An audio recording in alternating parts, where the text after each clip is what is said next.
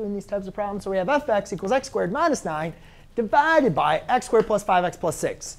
And you look at this problem, and you're like, crap, what do I need to do? If I need to describe, is it a whole or is it an asymptote? Or what's removable, what's the non-removable discontinuities? I got to determine what can be removed, what can be simplified out, right? Meaning I need it to be in factored form. And we don't have something in factored form. So therefore, I'm going to need to factor it, right? Which is now fair game in this class. So by practicing factoring, hopefully you guys recognize that x squared minus 9 is a difference of two squares, which can be factored into x minus 3, x plus 3.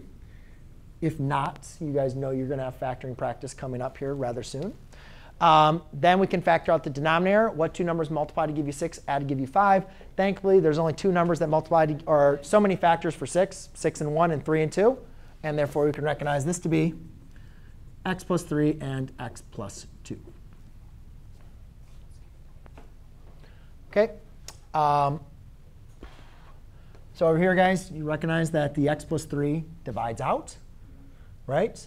So therefore, there is a whole at x equals negative 3.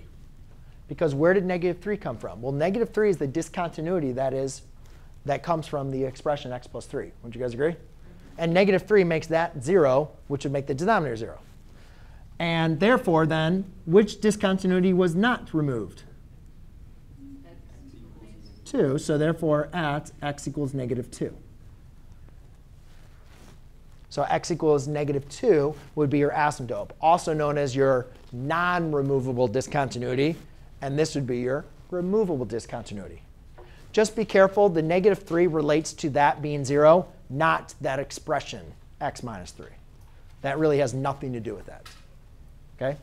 So I'll further exaggerate that point by doing another example.